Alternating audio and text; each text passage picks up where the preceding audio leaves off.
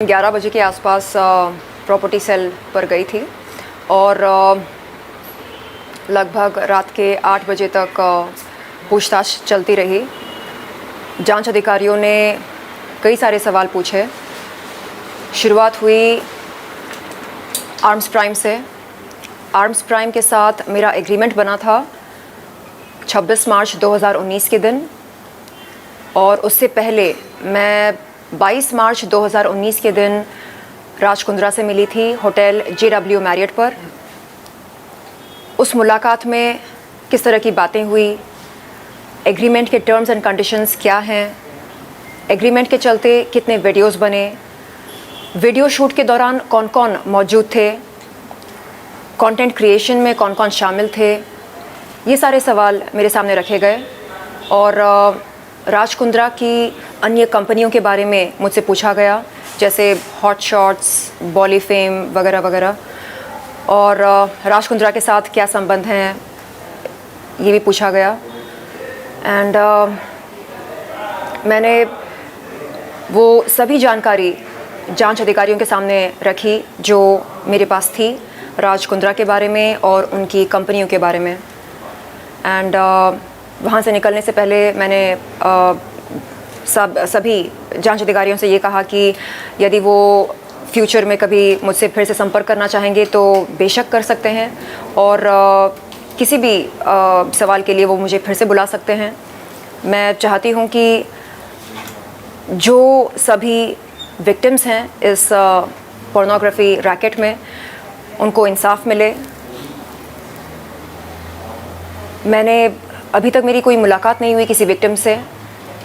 मैं जानना चाहूँगी कि उनसे क्या कहा गया था, उन्हें कैसे गुमराह किया गया था। और मैं चाहती हूँ कि सभी विक्टिम्स, सभी पीड़िताएं आगे आएँ और अपना बयान दें, क्योंकि जब तक वो बोलेंगी नहीं तब तक पता कैसे चलेगा कि मोडस ऑपरेंडी क्या था।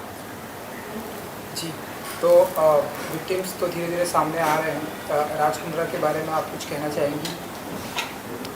जो कुछ जानकारी थी मेरे पास राज कुंद्रा के बारे में, वो सब मैंने प्रॉपर्टी सेल के जांच अधिकारियों से बताया। और कुछ बहुत ज़्यादा पर्सनल बातें भी हुई थी। कल अप्रैल 2021 में मैंने जुहू पुलिस चौकी पर एक शिकायत की थी राज कुंद्रा के ख़िलाफ़। उस शिकायत के बारे में कई सारे सवाल पूछे गए। राज कुंद्रा मेरे घर पर कितने दफ़ा आए, कितनी बार आए और क्यों आए, क्या बातें हुई हमारे बीच में, ये सारे सवाल भी पूछे गए थे। चलिए, तो फाइनली कुछ कहना चाहेंगे अपने फैंस को? जैसे कि हम देख रहे हैं कि धीरे धीरे जो विक्टिम्स है वो भी सामने आ रहे हैं, तो अपने फैंस के लिए कुछ कहना चाहेंगे और लड़कियों के लिए कुछ कहना चाहेंगी जो इन चीज़ों का शिकार हुई? जी देखिए, जब पोर्नोग्राफी के बारे में मैं कुछ कहती हूँ तो लोग बोलते हैं ये देखो 900 चूहे खाकर बिल्ली चली हज को। हाँ, 2012 में मैंने प्लेबॉय के लिए शूट किया। हाँ, मुझे बोल्ड कंटेंट शूट करने से कोई परहेज़ नहीं हुआ करता था, लेकिन जब हम कानून के दायरे से बाहर निकलते हैं, जब कानून का उल्लंघन करना शुरू करते हैं, तब हमें खुद से सवाल करना चाहिए कि क्या जो हम कर रहे हैं वो सही कर रहे हैं या नहीं। जिनको पोर्नोग्राफी का शौक़ है वो बेशक करें, देश के बाहर जाकर करें,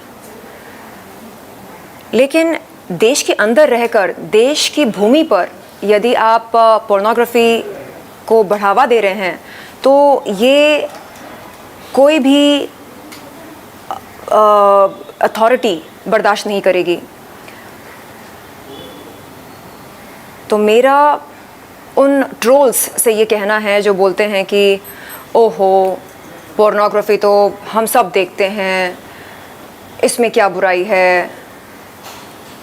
अगर आपको देखना हो आप देखें, लेकिन आप ये ना भूलें कि टेलीकम्युनिकेशंस डिपार्टमेंट ने 2005 में सभी पॉर्न वेबसाइट्स पर बैन लगाई थी। गवर्नमेंट ऑफ इंडिया हमें इजाज़त नहीं देता कि हम किसी पॉर्न वेबसाइट पर जाकर पॉर्न देखें। तो जब देश का ये कानून है, हम देश में रहकर क्यों इसका उल्लंघन कर रहे हैं, और वो भी इतने बड़े स्तर पर क्यों? तो मुझे लगता है कि उन सभी लड़कियों को जिन्हें गुमराह किया गया, उन्हें शायद बिल्कुल नहीं पता होगा कि पोर्नोग्राफी से संबंधित हमारे देश में क्या रूल्स हैं और उन रूल्स को फॉलो नहीं करने का अंजाम क्या होता है। इसे कहते हैं गुमराह करना, यानी ये बोलना कि नहीं नहीं इट्स ओके, चलता है, सब करते हैं, सब देखते हैं, तो जाहिर सी बात है कि ये गलत नहीं है, ये सही है। जब आप इस तरह की जेनेरिक बातें करने लगते हैं तो ये जो नौजवान लड़के लड़कियां होते हैं जो यहाँ पर काम की तलाश में आते हैं, इन्हें लगने लगता है कि ओके, अब अगर राज कुंद्रा ये बात कह रहे हैं कि ये सब चलता है, इट्स ओके, सब कर रहे हैं, तो गलत कैसे हो सकता है? तो वो इस बात को सच के तौर पर स्वीकार करते हैं। एंड यहाँ से शुरू होता है मिसलीडिंग का ये जो सिलसिला है।